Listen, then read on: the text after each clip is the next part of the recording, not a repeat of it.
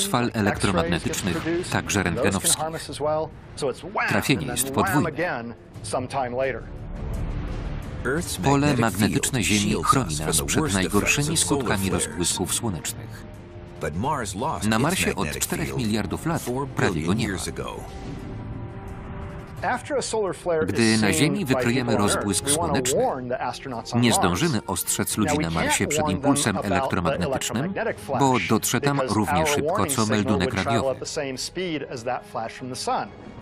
Zdołamy za to poinformować o potoku naładowanych cząstek osiągającym, powiedzmy, połowę prędkości światła. W module mieszkalnym jest komora chroniąca przed promieniowaniem, ale mają do niej za daleko. Skafandry chronią astronautów przed promieniowaniem rentgenowskim, ale załoga będzie miała tylko kilka minut na ukrycie się przed strumieniem cząstek.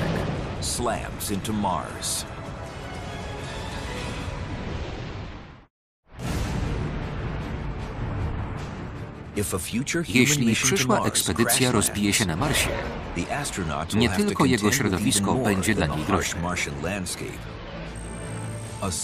Rozbłysk słoneczny i strumień protonów będą znacznie niebezpieczniejsze niż na Ziemi. W przeciwieństwie do Ziemi, Mars nie ma pola magnetycznego, więc naładowane cząstki bez przeszkód docierają do powierzchni i mogą trafiać w astronautów. Nic nie ochroni ich przed promieniowaniem ani przed cząstkami. Mogą im zaszkodzić na wiele sposobów. U narażonych wystąpi choroba popromienna, zatrucie izotopami radioaktywnymi i wzrośnie ryzyko zachorowania na nowotwory. Astronautom na stacji kosmicznej wielokrotnie wydawano polecenie ukrycia się w komorze chroniącej przed rozbłyskiem słonecznym.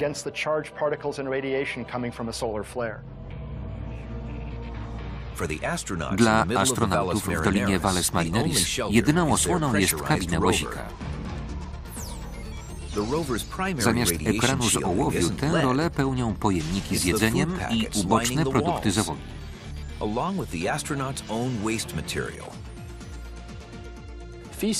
Odchody zawierają węglowodory, a w nich wodę. Ten pierwiastek skutecznie pochłania promieniowanie. Dlatego pokarmy przed i po trawieniu w pewnym stopniu ochronią przed promieniowaniem. Po konsumpcji nieczystości umieści się w torebkach strunowych na ścianach wozu, by chroniły pasażerów.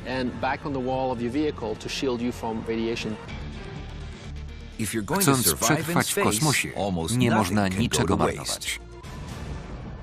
Nawet odpadów.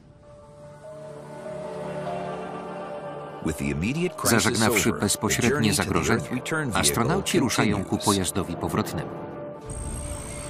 Valles Marineris. Zmiana planu. Nagle następuje zwrot akcji. Astronauci jednogłośną decyzją postanawiają zmienić plan. Zamiast natychmiast wystartować i odlecieć, 500 dni przed wyznaczonym terminem postanawiają zostać i dokończyć misję. Zespół w centrum lotów imienia Johnsona wie znacznie mniej o warunkach i szansach przedsięwzięcia niż astronauci. Dlatego kierowanie wyprawą będzie zlokalizowane na miejscu, a dowództwo misji zmieni się w jej wsparcie. Astronauci postanawiają użytkować pojazd powrotny do bytowania i pracy, skoro segment mieszkalny został uszkodzony.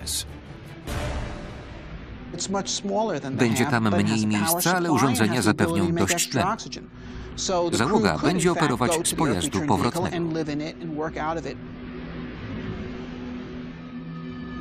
Kanał odpływowy. Po dotarciu do wschodniego wylotu Valles Marineris astronauci odzyskują pewność siebie.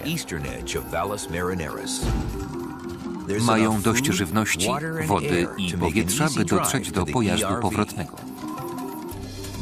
Nagle dostrzegają coś nietypowego.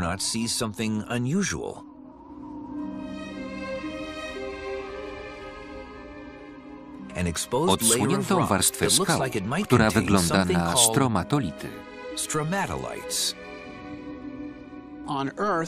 Na Ziemi są bakterie, które występują masowo.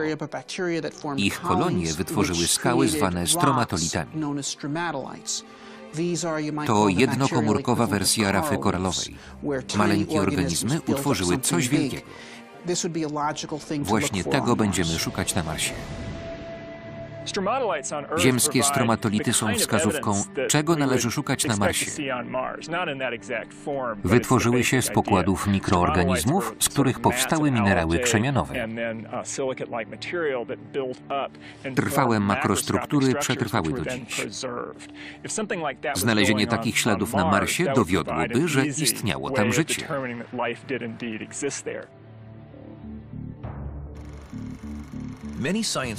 Filmy science fiction prezentują ślady marsjańskiej cywilizacji.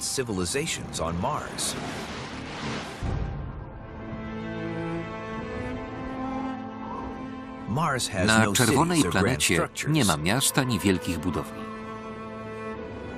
Astronauci mogą jednak znaleźć ślady tamtejszego życia, choćby to były tylko skamieniałe bakterie.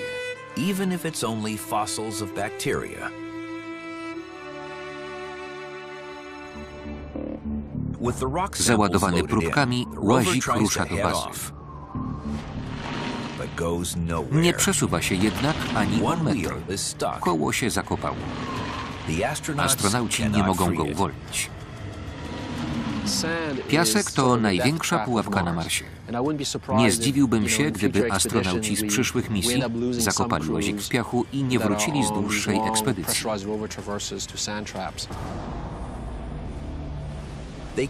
Załoga oblicza odległość do bazy.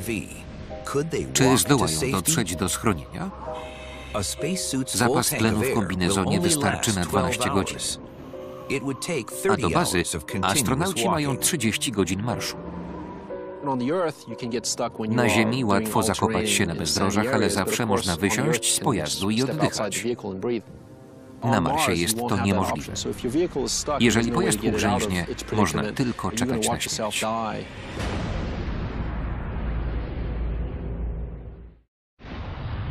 Kanał odpływowy.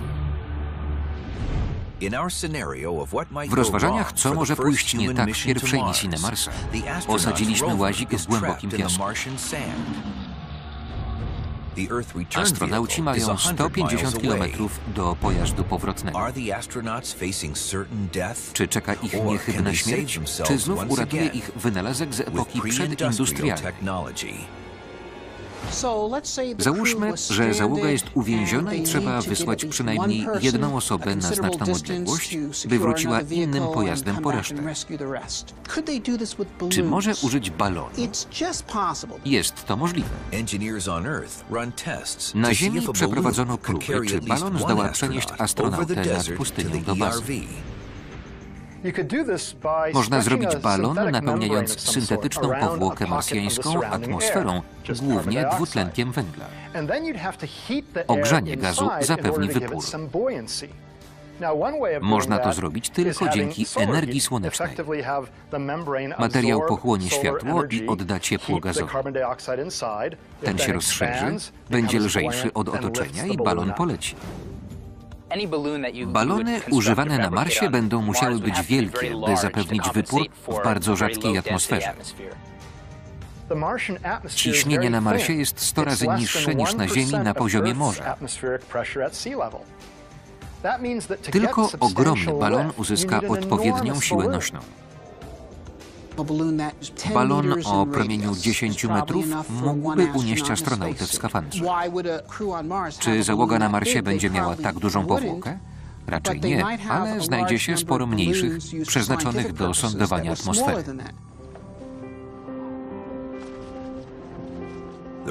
Załoga wdraża ryzykowny plan.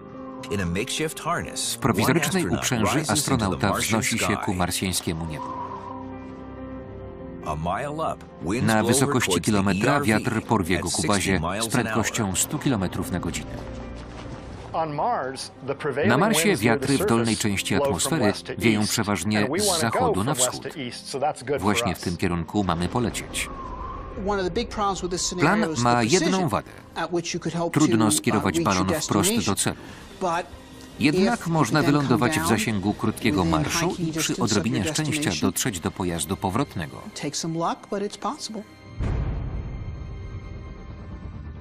Grawitacja na Marsie jest 3 razy słabsza od ziemskiej. Reżyserzy często o tym zapominają, więc aktorzy poruszają się jak w Hollywood. Tymczasem nawet w ciężkim skafandrze na Marsie chodziłoby się lżej niż na Ziemi.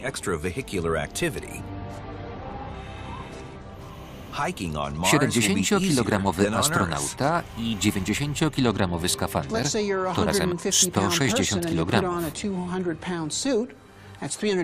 Na Marsie obciążenie piechura wyniesie tylko 38% wartości na Ziemi, jakieś 60 kg, więc chodzenie po Marsie w skafandrze będzie łatwiejsze niż boso po Ziemi.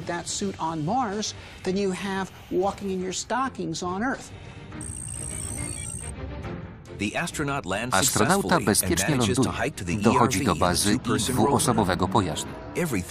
Wszystko się układa. Jeden z astronautów wsiada do otwartego łazika, wraca do zakopanego pojazdu kabinowego, podwozi pierwszego astronautę do bazy i wraca po kolei.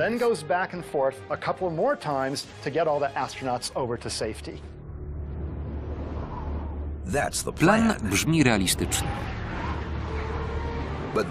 Nagle znów robi się gorąco. Zaczyna się czerwona burza piaskowa.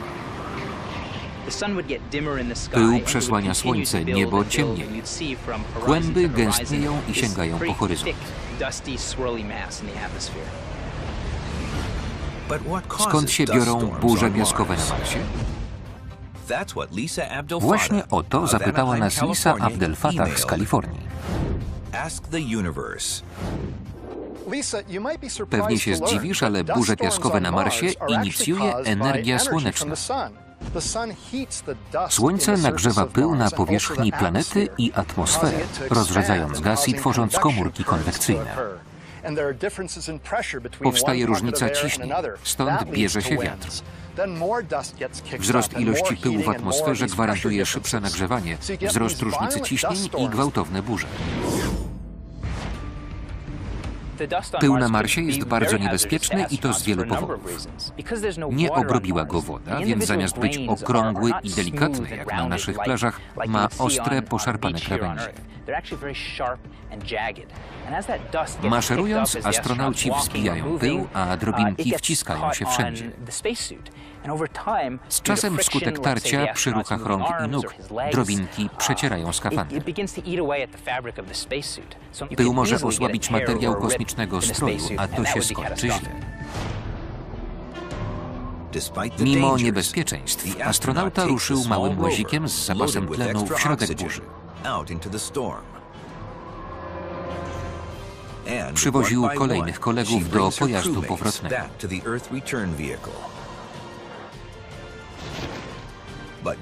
Parę kroków od osiągnięcia celu szorstki pył rozdarł część skafandra dowódcy, wystawiając go na działanie atmosfery niewiele gęstszej od próżni.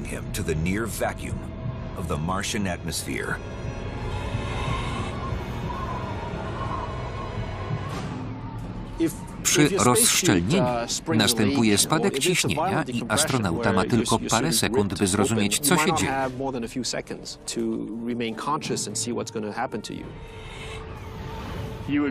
To byłby koszmar. Podobna śmierci jak przy zbyt szybkim wynurzeniu się z głębi. Bardzo bolesne doświadczenie. Przy dekompresji sprawa jest poważna.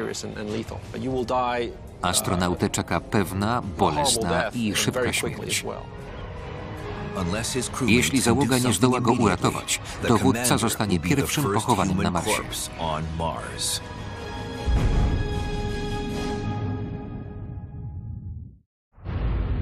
Krytyczny wyciek tlenu. Zgodnie z naszym scenariuszem, w nieodległej wyprawie na Marsa astronauci przeżyją katastrofę przy lądowaniu i podróż przez niegościnną planetę. Teraz burza ostrego pyłu niszczy skafander dowódcy misji.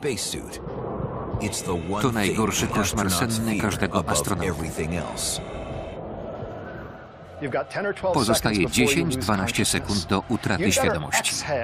Lepiej zrobić wydech, bo inaczej płuca nabrzmieją i pękną.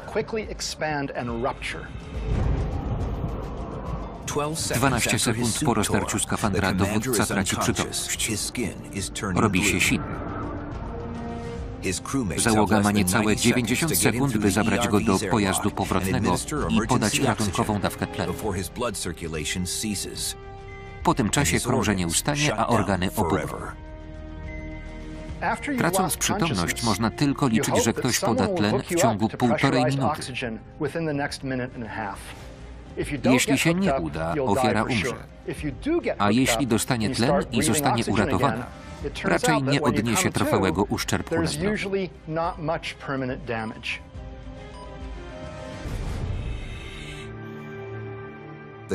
Dowódca o włos unika śmierci. Mimo obrażeń wróci do pełni sił.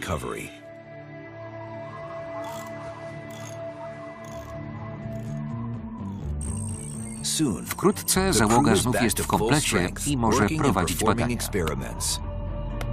Eksploracja Marsa nabiera tempa. Wyprawa na Marsa przebije wszystkie ekspedycje w historii ludzkości. Wykorzystamy przy tym doświadczenia zdobyte podczas penetrowania obszarów polarnych, dżungli i podboju Ameryki. Mars to najtrudniejsze z miejsc, nie zna litości. Gdy na Ziemi coś pójdzie nie tak, przynajmniej nie zabraknie powietrza i wody. Na Marsie kłopoty są o wiele większe.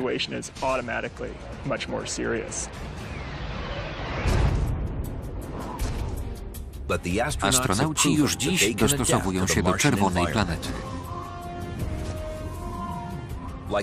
Wzorem polarników chronią się przed ujemnymi temperaturami i niczym badacze pustyni przed wszędzie wciskającym się piaskiem.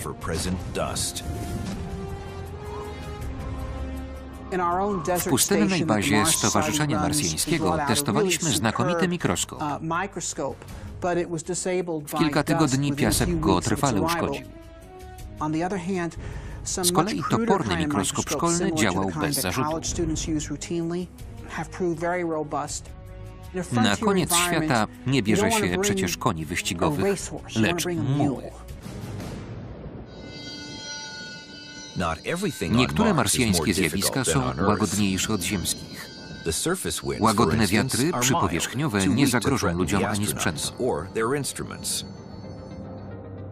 Marsjańska atmosfera jest 100 razy rzadsza od ziemskiej, więc gdy wiatr osiągnie 100 km na godzinę, odczuje się, że wieje tylko 10.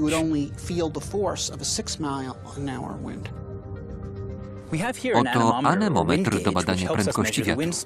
Proste urządzenie. Wiatr uderza w łopatki, wprawiając wiatraczek w obroty. Ich częstość określa prędkość wiatru. To prosty wynalazek z XIX wieku, wzbogacony o wyświetlacz cyfrowy. Zobaczmy, czy coś tu zawieje. Mamy podmuch. Na Marsie atmosfera jest znacznie rzadsza, na wiatromierz napiera o wiele mniej cząsteczek gazu. Wiatr o prędkości 30 km na godzinę wywoła taki skutek jak ziemski o prędkości 3 km na godzinę. Teraz ledwie muska włosy. Żeby zaobserwować taki efekt na Marsie, wiatr musiałby wiać 110 km na godzinę z prędkością huraganu. Astronauci nie tylko dostosują się do Marsa. Będą czerpać wodę spod jego powierzchni i uprawiać rośliny w jego glebie. Na Marsie z roślin jadalnych najlepiej będą rosnąć te liściaste, na przykład sałata.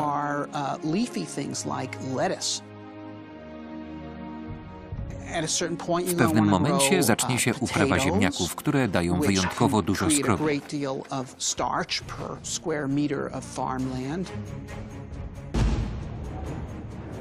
Rok temu 4 ludzi na Marsie walczyło o przetrwanie.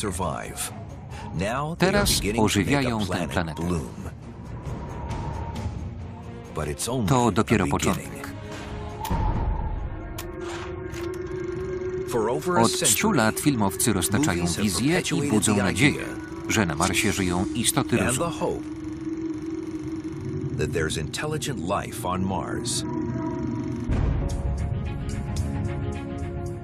Jeszcze nie teraz.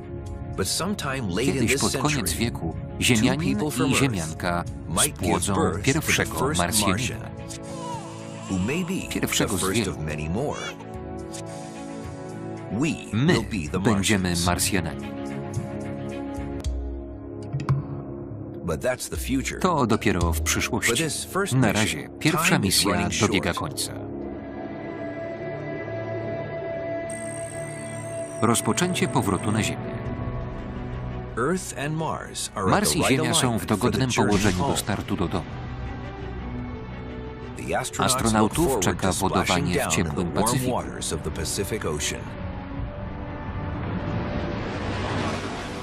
Lecąc ku błękitnej kuli przez czarne, rozgwieżdżone niebo, minął inny statek lecący w przeciwną stronę. To druga wyprawa załogowa na Marsa leci w stronę oczekującego już pojazdu powrotnego. Wyprawa na Marsa niesie ze sobą wiele zagrożeń. Historia ludzkości dowodzi, że bez ryzyka i odwagi nie osiągnięto niczego wielkiego. Pewnie wyślemy osadników na Marsa, założymy małą osadę jeszcze za naszego życia. Wtedy za 500 lat nowe ośrodki cywilizacji ludzkiej zakwitną na Marsie i jeszcze dalej. Tak rodzi się nasza przyszłość. Wersja polska Studio Publishing na zlecenie Amercom S.A. Tekst Jakub Szpetulski-Łazarowicz. Konsultacja Zbigniew Gawryś. Czytał Andrzej Leszczyński.